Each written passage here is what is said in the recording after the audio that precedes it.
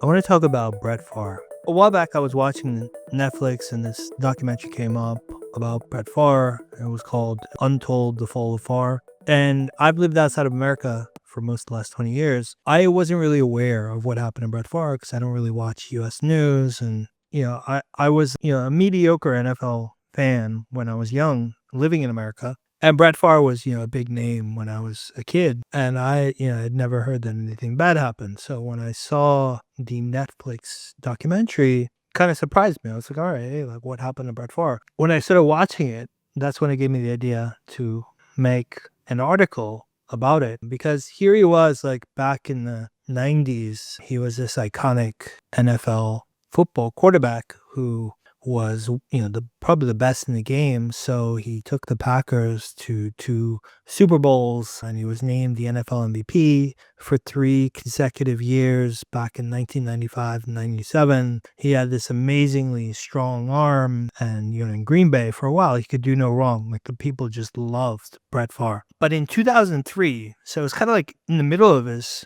football career, he was only age 34. He decided to do braces. And it was kind of uncommon to do braces as an adult back then. But he was very vocal about it. So there were even like TV commercials and things about how Brett Favre decided to do braces at age 34. And it was like, you gotta like never too late to fix your teeth kind of thing. Following 2003, things seemed to get worse pretty fast. So yeah, he was at the height of his career pre-braces. And then after braces, by 2005, he had this horrible season where he threw a career high 29 interceptions with only 20 touchdowns. And the Packers finished with this horrible record of 4-12, which was their worst record ever since Favre was playing for Green Bay. And Favre, like, it's not just that he performed worse. It was like his demeanor had gotten worse. So teammates and coaches noticed that he was more withdrawn.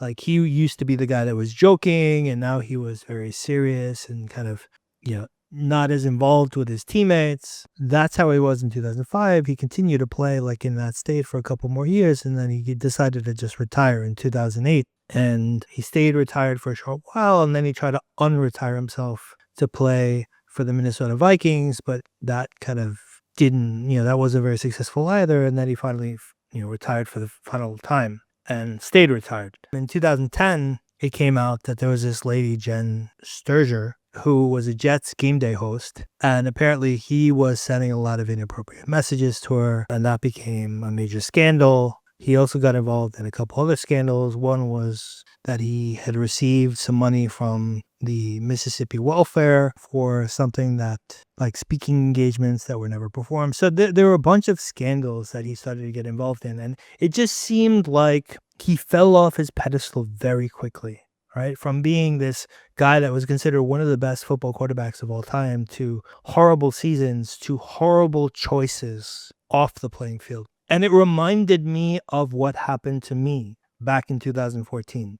2014 is when a dentist had drilled my back teeth, and very quickly I became a person that like felt like a hermit, couldn't retain information, and I was working in an e-commerce company in Vietnam. And I went from this person who had always been like this star performer, or like a very good performer at least at work, to someone that was really struggling even at a lower level. So I had to like ask to be demoted 2 levels and I was still struggling. And it just felt like I had fallen so hard and so fast. And so I understand how that works and how it wasn't just that I was working worse. It's that all of my relationships were worse because I'd become like a different person. I can kind of understand what happened to Favre, and I have a feeling it was very much related to the braces and that basically like an accelerated biomechanical collapse following having done the braces. When you see him now, I think just recently it came out that he has a neurological disease and the guy is still only, I think, in his 50s. And you got to wonder, okay, like